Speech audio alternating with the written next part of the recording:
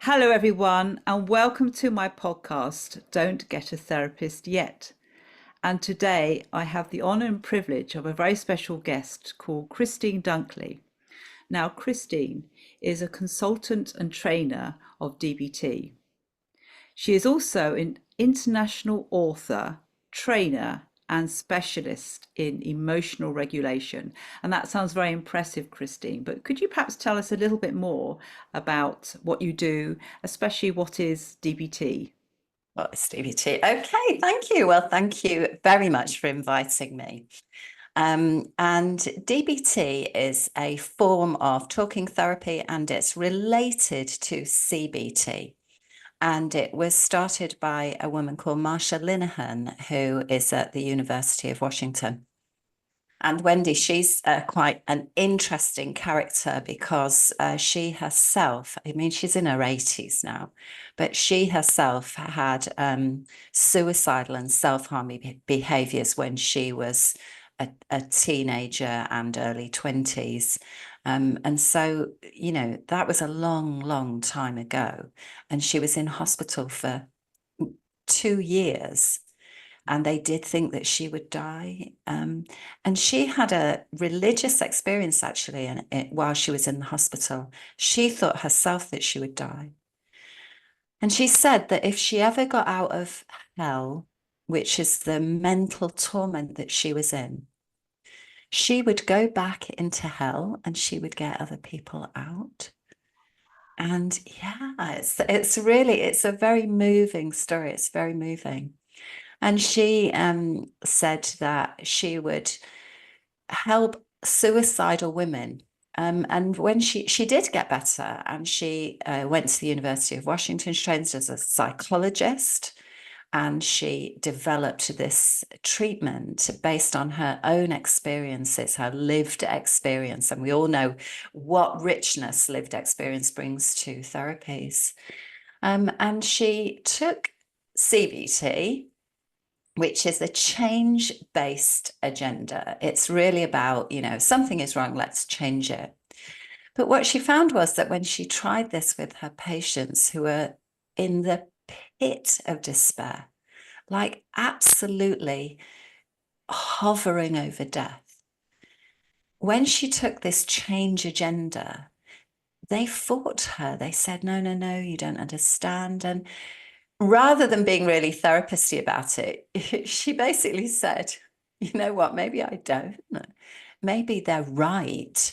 And the things they say are as bad as they say they are. And she realized that we weren't bringing enough acceptance to our therapy. We were all about well, you could do this and you could do this. And she said, we really need to kind of touch people's emotional pain. We need to really get close to how it is as bad as they say it is.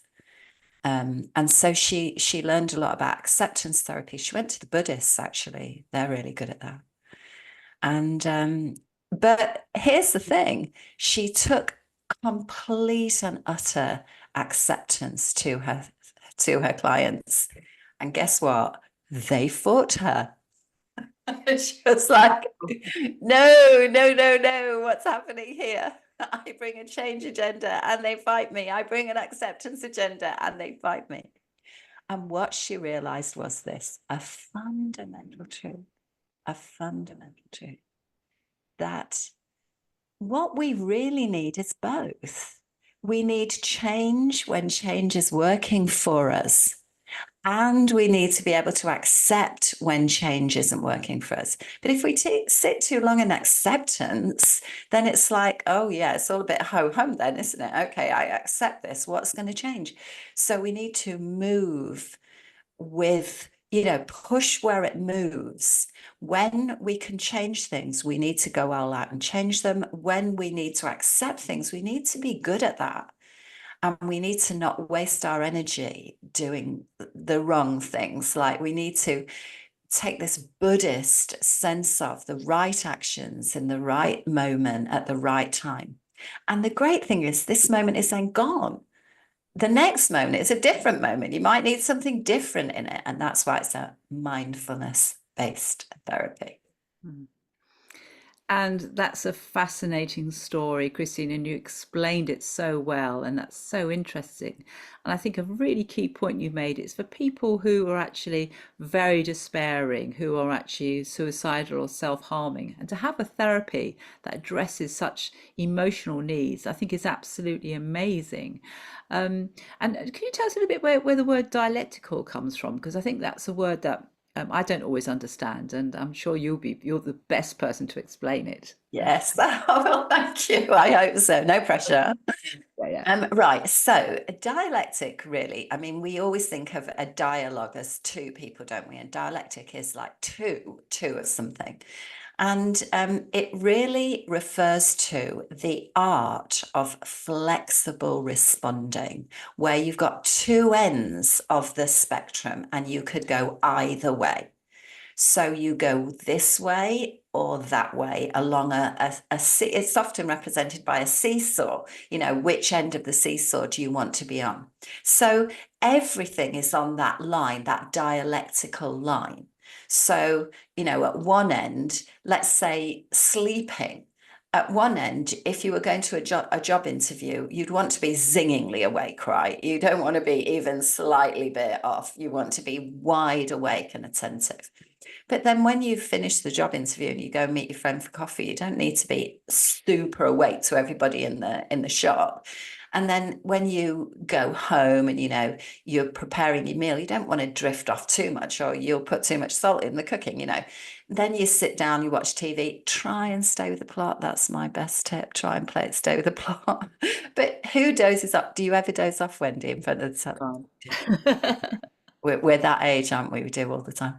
But then you don't, it's not a proper sleep. You go to bed and you have REM sleep and then you have deep sleep, or you go to hospital and you are put in an induced coma.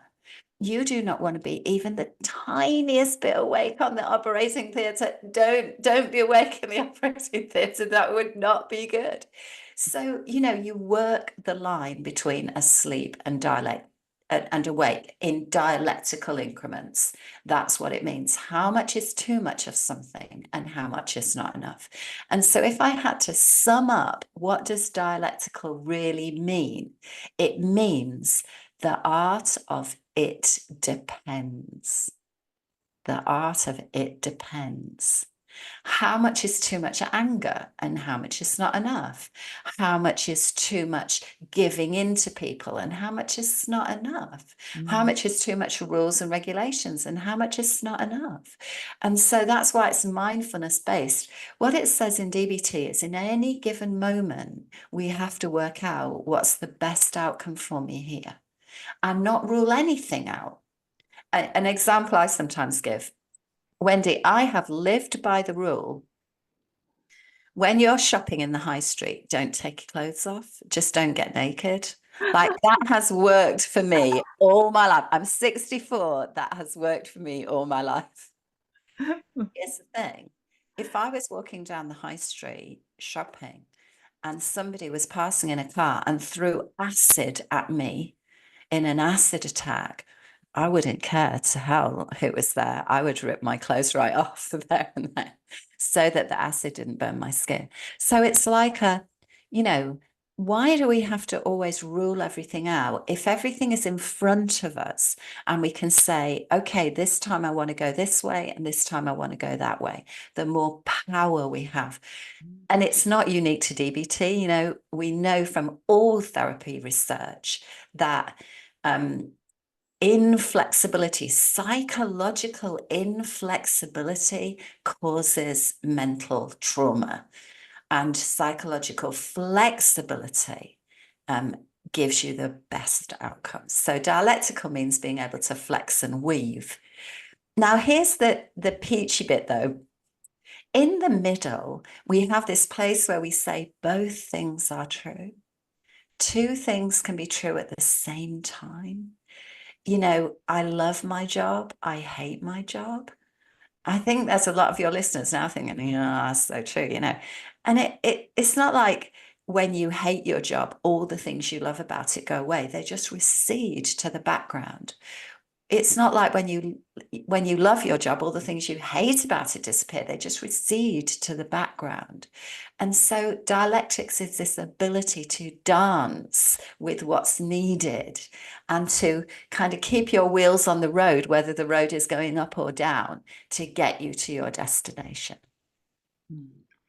And you've explained it so brilliantly, Christine, because I'm interested in DBT and I'm not trained, but I love the approach. But you explain it so well, and it just sounds so brilliant that people can actually take those possibilities of options and choices in the way that you've explained it. It just sounds like an amazing, way of approaching things. So that sounds really, really good. Um, so Well, I think that the art of it for people who are listening to this now is, do you feel sometimes you're being pushed into things that really aren't you? Marsha would say, okay, how much is too much of that being pushed and how much is not enough? Like you might want to do something completely different and then that alienates you. But if you're being pushed, you have to find your space that feels like the sweet spot. And the other part of it for your listeners is that sometimes we get an emotion, and my specialist subject within DBT is emotion regulation. Sometimes we get an emotion and we're furiously angry about something, and we don't ever stop to ask ourselves, is this the amount of anger I want? And then how do I get more if I want to be even more angry? And how do I get less if it's too much? So it's a gift, really, of being able to flex and weave. We give you all the tools to do it in DBT, and that's why I love it.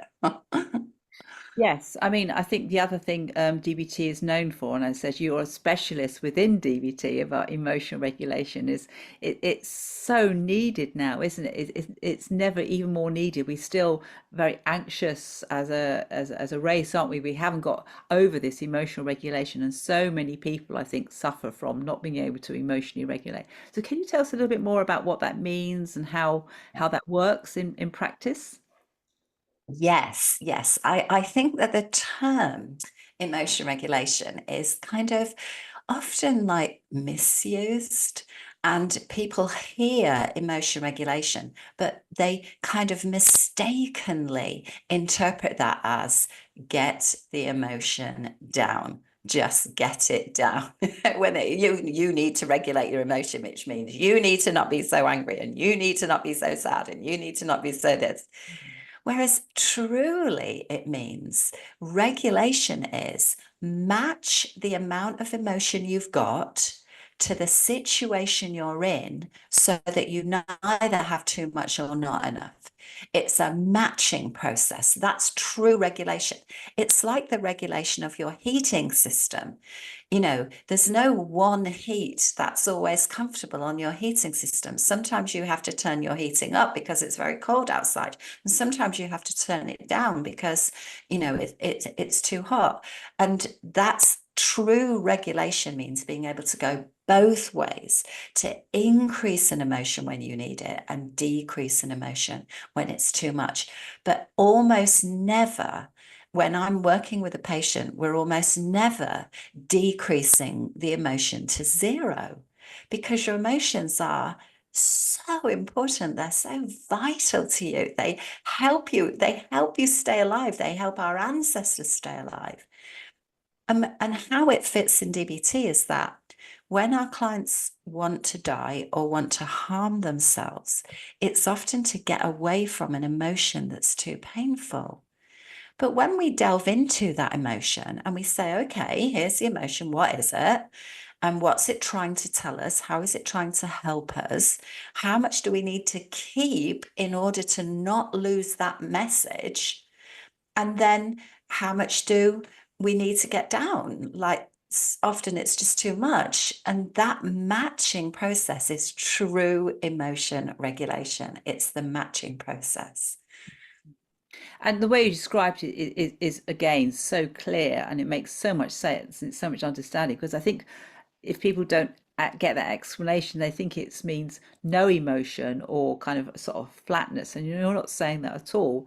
And I think one thing that one criticism of CBT, cognitive behavior therapy, is it doesn't really address emotions. It just says emotions are part of our thoughts, and I think a lot of people don't quite feel that's quite true. It's quite authentic, really. I think you're giving a much better understanding and explanation of emotions, which like you say, cause us or drive us much more pain or sorrow or joy or happiness. So actually having a better understanding of our emotions, and actually just knowing it's possible to actually work on them and change them. I mean, that's a very positive outcome, isn't it, for therapy? Just knowing that, because of course a lot of people feel they can dull down the emotions through medication, and I think you're saying there's an alternative here other than medication if you actually try something like DBT.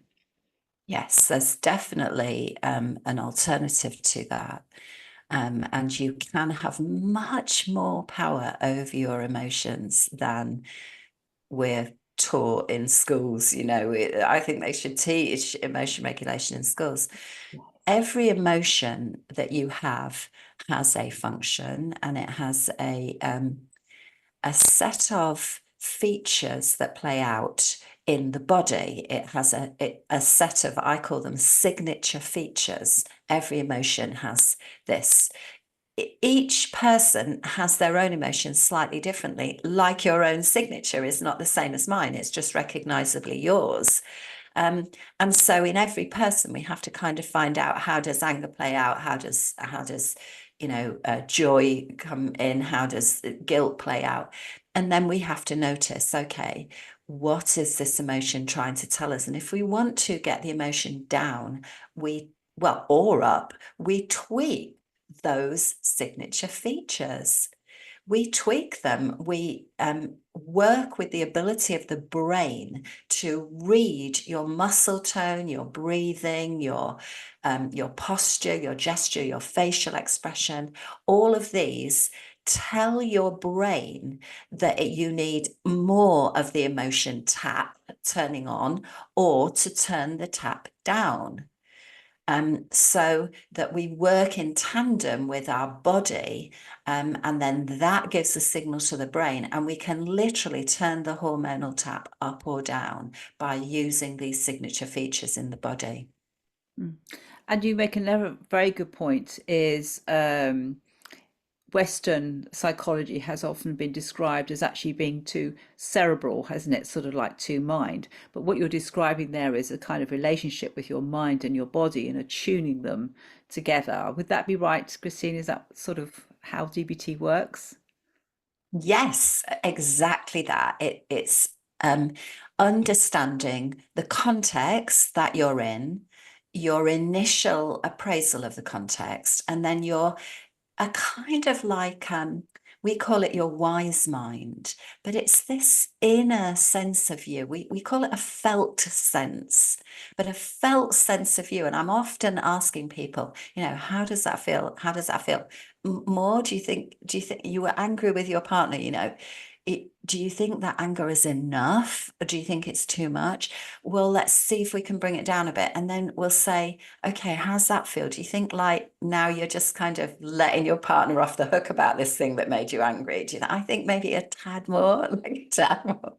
But we're running it through our felt sense, our inner sense of, no, that's the sweet spot. That feels not like I'm losing the plot here. And it's getting my point across. And that's the sweet spot. So there is a lot of working with your body's relationship with your mind, and getting it to fine tune so that you are getting the message across that you want, and the possibility of a response that you want. We don't always get the response that we want, and then we have to take the emotion of that and say, okay, how do we want to handle that? Mm. And I think what you're describing there is kind of it feels as though you're helping, enabling clients to sort of fine tune, to learn the skill of emotional regulation. You're sort of teaching them a skill so that they can go away and practice themselves. That you're empowering people to sort of have that relationship with their mind and their body. Would that be fair to say, Christine, the way you're Yeah. describing it? Yeah, yeah. Yes, it is. It's so powerful. I think people really love it because all the things they felt, which they just wished they didn't feel, now they can either say, yeah, actually, I was right to be feeling that, and now I want to use it appropriately. Or I think it was a little bit too much. I think I would just get that down a bit. We actually have this skill. We just don't recognize it as a skill. We do it naturally. An example I sometimes give is, let's say I grow prize roses, okay, and I show them in the local horticultural show. And I'm always out there tending my roses. And then one day I come home from work, go in my garden, and someone has pulled the heads off my prize blooms. I am really livid. And I'm sure I know who it is, somebody who is competing against me, you know. And then I go in the house, I'm literally fuming. And then there's a knock on the door. And I open the door, and it's the little girl from next door. And she's only 5, and her garden borders on my garden. And in her arms, my prize blooms. Not even, you know, the stalks, just the heads pulled off them. And she says to me, "Oh, Christine, I brought you some flowers because I know you love your flowers and I love you." Okay, now in that situation, we're going to downregulate, aren't we, Wendy? We're just going to downregulate. You know that we are, because she's only 5. She meant to do a nice thing. But the bad news is our emotion doesn't just lift. It's not like I see her little face and I see the flowers and I hear her say, "I love you." And then I'm not angry that she pulled the heads off my flowers. That doesn't happen. I have to work at it. I kind of take a big sigh. You'd probably see me take a big sigh, like, and then I'd probably loosen my face expression. I'd get down to her level. I would probably, I'd take a few deep breaths. I definitely would, and then relax my muscles a bit. And all the time, my brain would be reading that change, and it would be turning the tap down, because I'm sending a signal back now. Okay, I don't need all that fury. Come on, she's only 5. But the thing is, I couldn't go all the way to 0. What would happen, Wendy, if I went all the way to 0 and I just went, "Oh, I love you so much, give me a big hug"? What would happen if I did that? Well, it wouldn't be appropriate, really, I suppose, would it? No. No, because then as soon as my back was turned, she'd be out pulling the heads off the roses again. So I would have to go down just enough, to just enough anger, because she's only little, just enough to say, "Look, honey, don't go in the garden by yourself, will you, sweetie? If you want to go in the garden, you come to me and we'll go and pick the flowers together. Don't go by yourself, will you, honey?" And she would know just enough of that. She'd usually get me going, "No, come and give me a big hug," but she would know just enough. There's just enough tone in my voice for her to think, okay, maybe that wasn't a great thing to do.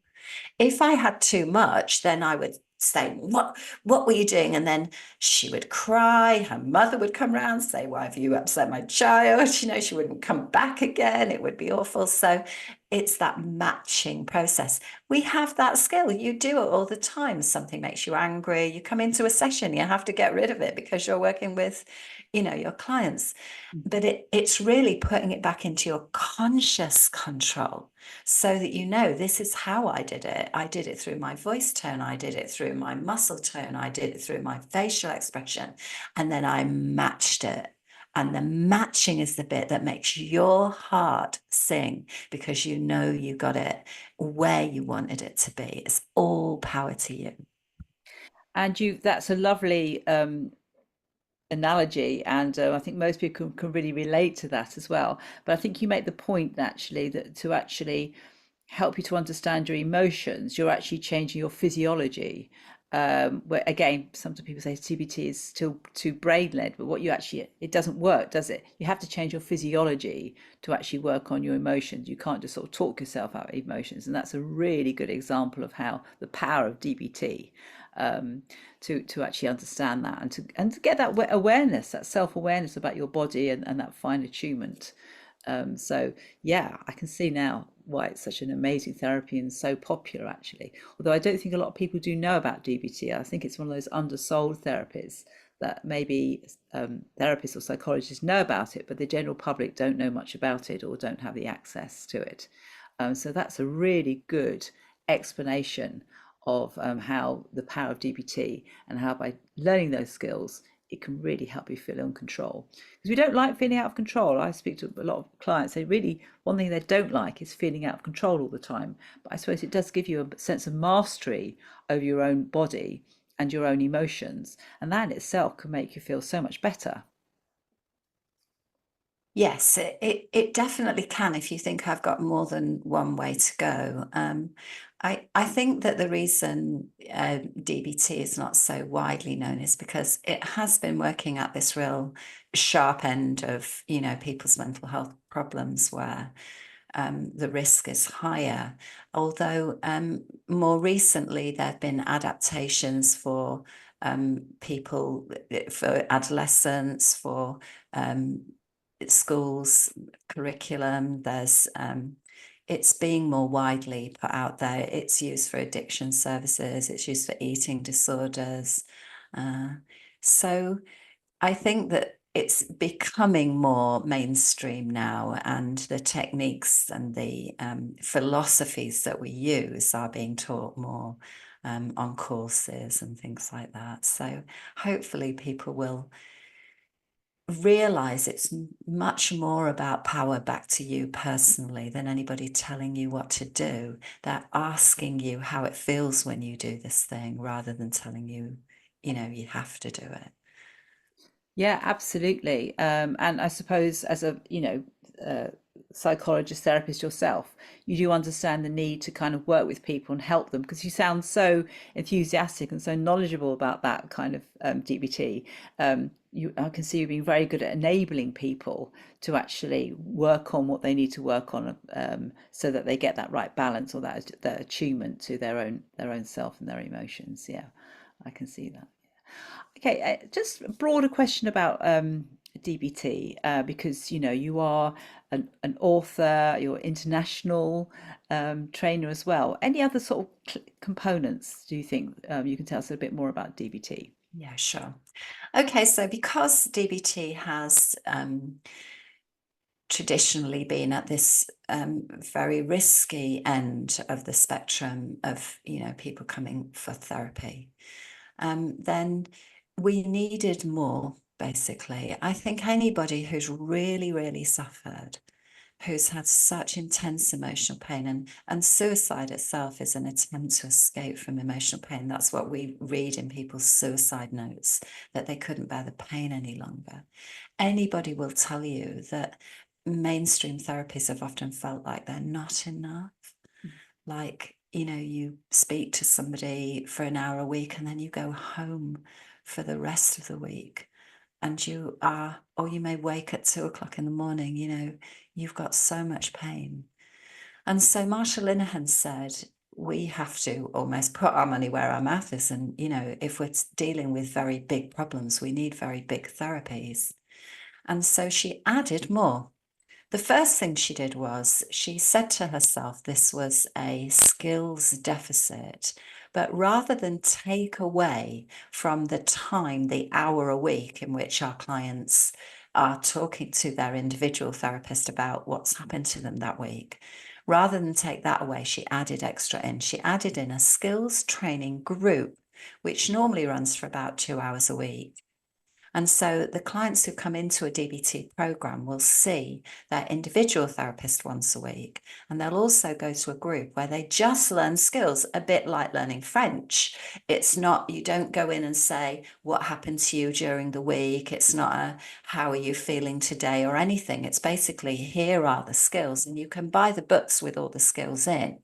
And there's a lot on the internet now. If people are interested in what are the skills that have been taught in this group, there's so much out there, even on YouTube. If you look for DBT skills, there'll be videos of what they are. And so they come in as a group and learn the skills together and help each other. So there's peer support as well as therapist support.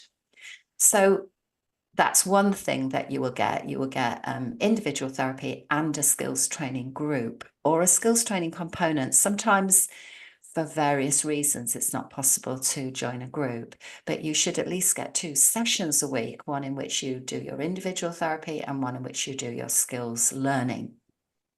And then Marsha said that it's okay for us to, as therapists, take you in and teach you these things, but the crises normally happen out of hours. They happen in the evening, they happen at weekends, they happen on bank holidays. And so she added in telephone coaching so that people who are having full package DBT would be able to contact their therapist for tips on how to handle a situation, for what skills might be helpful or what's not working. They can ring up and say, I'm trying this, and some tips. Now, that sounds horrendous because, for a therapist, like, who wants to be on call 24 hours a day, 7 days a week? But it's very intuitively done. It's if you were my client, Wendy, you would know roughly my schedule. You'd know when I was, likely to be at the gym or in a clinic where I've turned my phone off. And you would know that you would text me and I will get back to you when it's convenient. And then the tips are so helpful that I think therapists then enjoy doing it, because 5 minutes of tips when you actually need it is worth an hour when all this happened a week ago. And so people get this extra kind of telephone coaching. Now, also, because being dialectical is about seeing lots of different options, it's impossible to be truly dialectical by yourself, because I can only see things from the viewpoint of a 64-year-old white, heterosexual, middle class, educated, English. And so if I am on a consultation team with someone who is very different to me, they may be a different culture, they may be a different different sexual orientation, they may have had very different life experiences. If both of us get our minds on my case, my client has now got a wealth of riches. Now, if you add 5 other people and all their experiences and all their differences too, my client is getting absolute, stellar therapy, because they've got 6 minds on the case instead of just one. And so if you are delivering DBT, you have to belong to a consultation team. You don't get to just decide yourself, this is what needs to happen, because we don't see our own blind spots. We discuss all the cases with each other, and we discuss ourselves as well, and our failings, because we're people just like our clients are people, and we don't get it right all the time. And so we can take our difficulties and kind of get therapy for the therapist in our consultation meeting. So if you're in DBT, you get like 5 or 6 therapists, you get a skills training group, you get individual therapy too, You get this telephone coaching, and we also add in some psychoeducation for family members or schools or systems, So Marsha said, you can take the most skillful person in the world, but put them into a system that is rewarding unskilled behavior. Like you're trying to stop drinking, but everyone in your family is drinking, then it's going to be very hard for you to quit. And so we do psychoeducation and help for the wider system on behavioral principles, what makes it more likely that you'll get what you want and what makes it less likely. So it's a big therapy. It's a big therapy.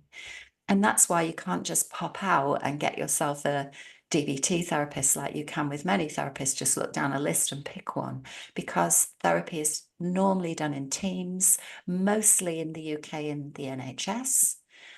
Mostly, there are some private teams out there now who you can look up private DBT and you can get some private therapy now. So that's good for us too. But it's a big therapy because the problems are big. And it just covers so many areas which are problems with the system.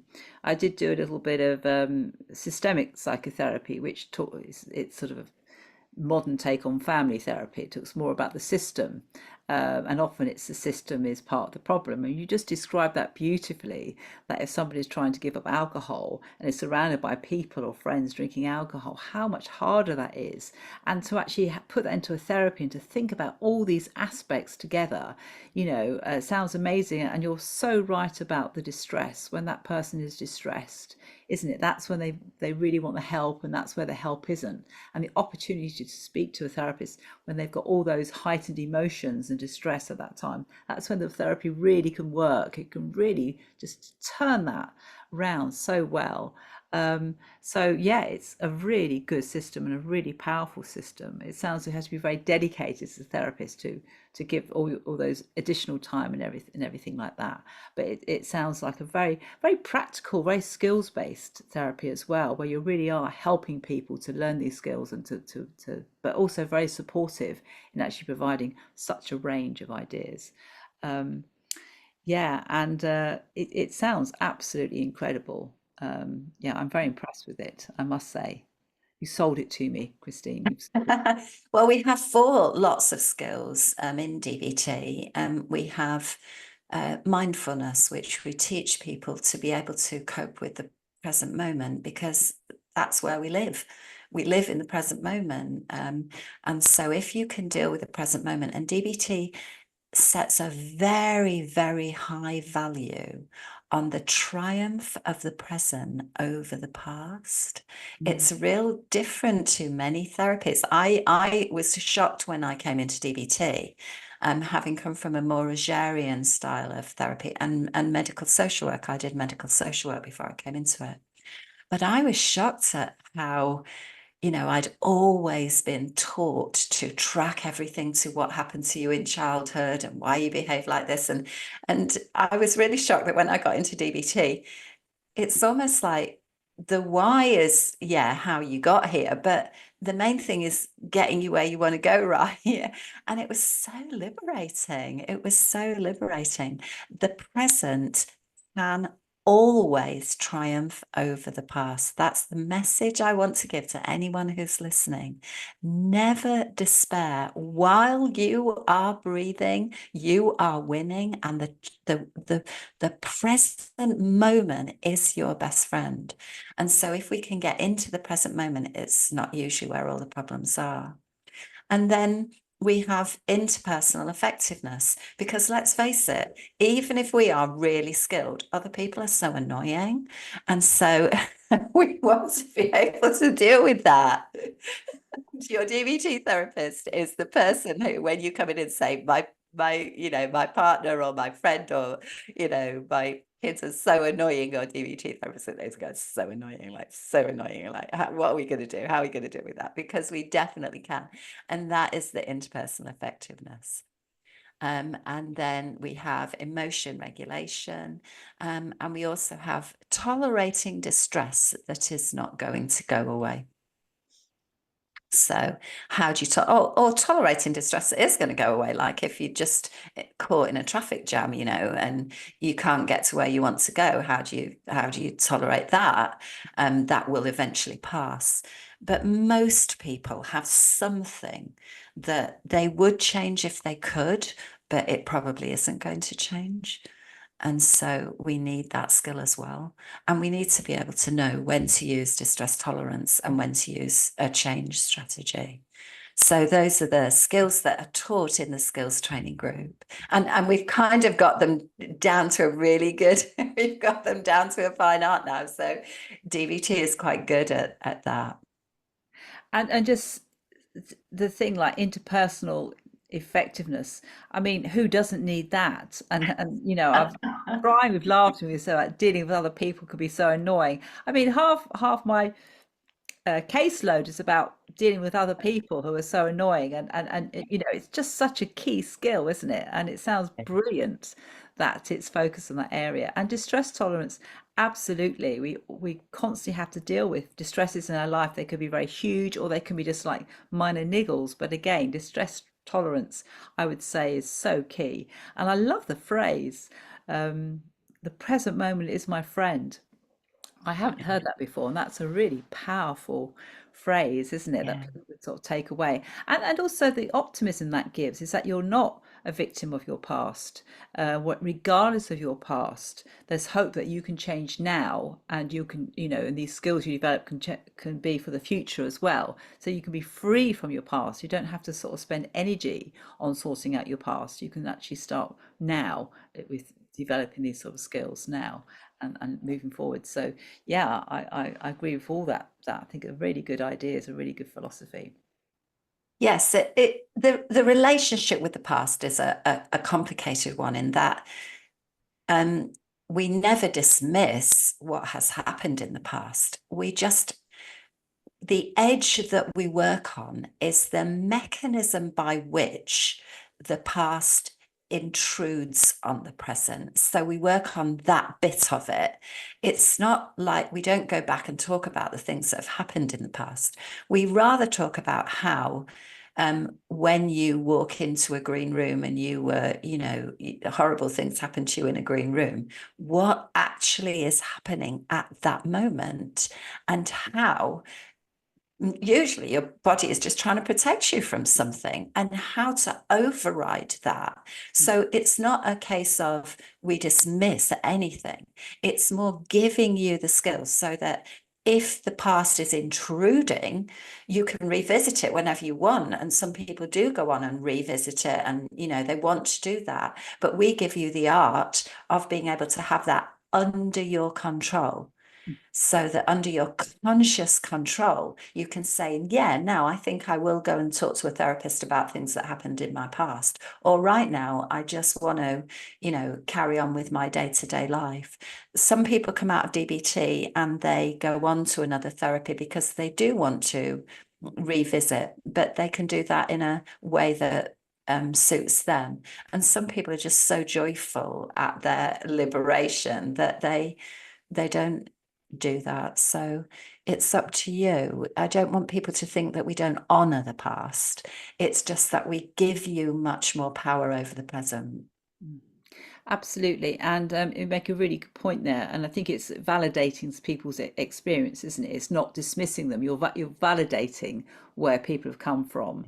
Um, but I think the message is very powerful that this is what we do about it. This is how I can help you to deal with that as well. But you're also not dismissive of other therapists. It sounds like you're respectful of people's choices, and if that's what they want to do, that's absolutely fine as well. So yeah, the language that you're using, I think, is very accepting and encompassing, isn't it? It's not dismissing. It's an opening out, isn't it, of other possibilities. It's inclusive. It's very inclusive, and it's inclusive of difference. And now that there are so many people who are neurodivergent, and I'm sure that these people were around, long before we got a diagnosis that said that. And I think that Marsha had managed to devise a therapy. I think a lot of those people were driven towards suicidal and self-harming behavior. And she managed to devise a therapy where everything hinges on difference. Everything hinges on there's no one size fits all. It's a dialectic. We have a range. And if this works for you, that's great. It doesn't mean it will work for you tomorrow. And it doesn't mean it will work for your neighbor. It's all about in this moment, everything hinges on that. And I think that's why it's increasing in popularity. Um, I do think sometimes that DBT gets a bad press about it just treats symptoms. And I think where this has come from is it treats emotional pain. It really does. It gets to the bottom of people's emotional pain and it gives them power over that. But that is the thing that really causes all the problems. So once you've done that, you've given so much life back. You've given people a power over their own suffering. And it's very moving. It's very moving. I a client that I dealt with who said to me, by all means, use my story if you can help other people with it. When she came into DBT, she was so unwell and she harmed herself so badly. She's not the only person who's done this, but she would flay herself, which is peel off your skin with a sharp object or and actually, the prognosis for her was very poor. The psychiatrist said, I'm worried that she will die. And I just want to say that we've done all we can.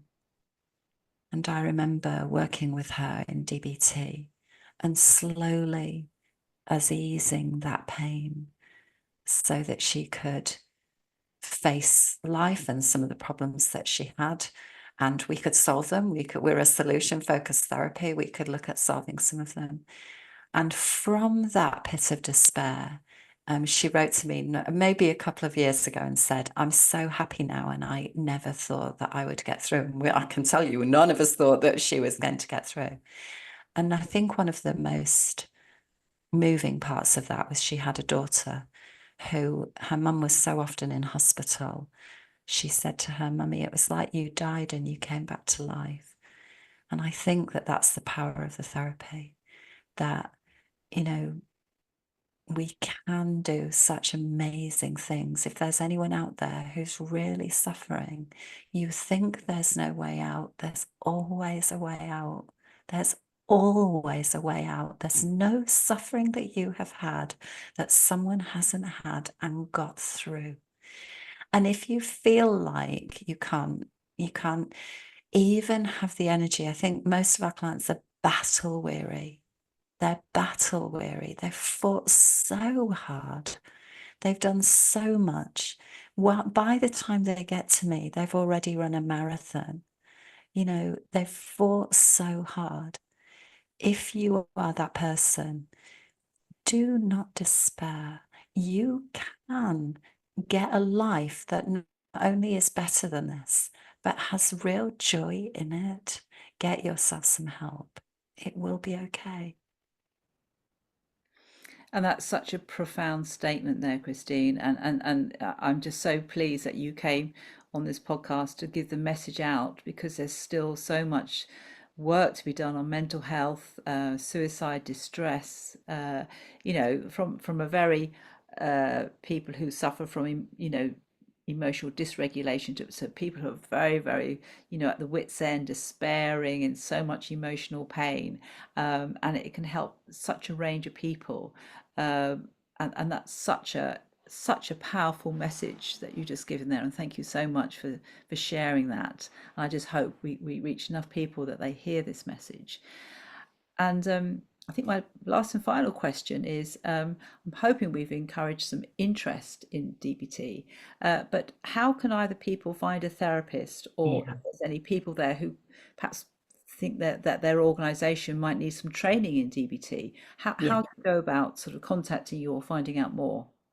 Okay. Well, I'm a trainer of therapists, if you like, and I work for the British Isles DBT training team. And in collaboration with NHS England, if you are an NHS clinician and you want training, if you can find a team of 4, or you can join with other, if you can join a team that's already set up, you can do a 2-year diploma for free. So if you work in mental health in the NHS, and you want to train in DBT and you can find a team or have 4 other people who can join you, NHS England will fund your 2-year diploma, and it's a distance learning course. So you don't have to actually truck up to anywhere. It's run through Bangor University in North Wales. So this is because the NHS has seen the power of DBT and wants to get it out to as many people as possible. If you are a patient yourself, or somebody who feels like you think about dying, you're at risk of dying, or you harm yourself, if you have addictions, you can go to the NHS and ask if DBT is available and where your nearest team is. You should go to the NHS and you should ask, can you refer me for DBT? And even if there is no DBT in your direct area, you may find that you can be referred to another area where that is given. So that's what you should do if you're a patient. Well, sometimes if you are the parent of, say, an adolescent who's self-harming, you're frantically worried, don't despair. Do not despair. I want to tell you that this is a therapy that is incredibly effective. And you can get that for your loved one again. You should be able to get it through the NHS. Now, there are also organisations, if you search on Google, private organisations that offer DBT, and a lot of them are offering online now. And so you can go to a clinic online. You can get your individual therapy online, and you can even join groups online now. So that it is available for you out there, and it's expanding, and we want to make sure that everyone can get it. So those would be the things to do. If you're interested just in emotion regulation, I've written a book called Regulating Emotion the DBT Way, which is a very easy read. It's a book designed for therapists, but it is a very easy read, such that a lot of people who are not therapists have read it and found that they are very interested in it, and it helped them to regulate their own emotions. So although it is designed for therapists, it is available, and you would be able to get a lot from it even if you're not a therapist. And where is that book available to buy, On Christine? Amazon, you can buy it on Amazon, Regulating Emotion the DBT Way, or you can buy it from Routledge. The publisher is Routledge. And that sounds like a very good start. And I hope people listen to that and think, anybody who has problems regulating their emotions, I think a lot of people would actually just be able to buy that book and gain an awful lot as a step one to actually understanding a little bit more about DBT and the emotional regulation. And I think you train for a particular organisation as well. Would you want to say? Yes, I train for the British Isles DBT training team. It's under Professor Michaela Swales from Bangor University, who has just been elected the DBT, the president of the World DBT Association. So she is just about as high as you can get in DBT, and she handpicked the whole team. And we train professionals all over the world, actually. We go to other countries, we train in our country. And if you are a therapist, so you may be a private therapist, you may be just somebody who works as a private counsellor. If you go onto the BIDBT website, British Isles DBT training team website, and we'll put the information in the show notes. There are lots of courses like 2 days on DBT skills that you can weave in to work with your clients. So there's lots that you can get from that website. And every person, it takes about 7 years to get from a trainer in training with the British Isles training team to a consultant trainer. It's a long, long, long training, and almost everybody has come from the NHS. They are leaders in their field, and they've been shown to have a clinical aptitude. So you know that the training is extremely good. Because we have to be able to answer all your questions about very severe problems, and you can be really confident. You can be really confident that we know the answers. It's okay.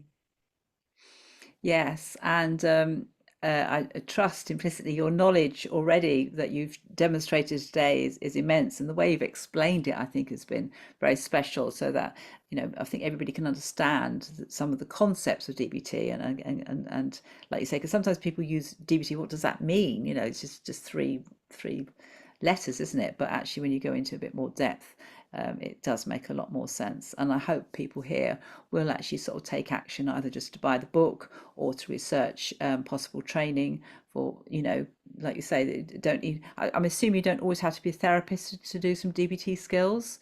No, the skills group is open to anybody Yeah. who wants to buy a place on that. Yeah. Okay. So there's lots of opportunities to get more involved. Yeah. And thank you, you're right. So all those information will be available in the show notes. If you don't have to sort of write it down, you can actually go back and read that if you actually want any more information. If you could just put the a contact number as well, or an email that people can get through, that'd be I great. will definitely. So Christine, it's been an honor and delight to have you on today, and thank you so much for giving such a brilliant introduction to DBT. And I'm like you, let's just spread the message and get it out there. And it's a wonderful therapy. So thank you so Um, much. thank you, Wendy, for inviting me. It's been a real pleasure. It's my passion, and it's great to share it. Thank you. I feel the passion from you, and that's absolutely brilliant. And thank you everyone for listening as well. Okay. All the best. Take care.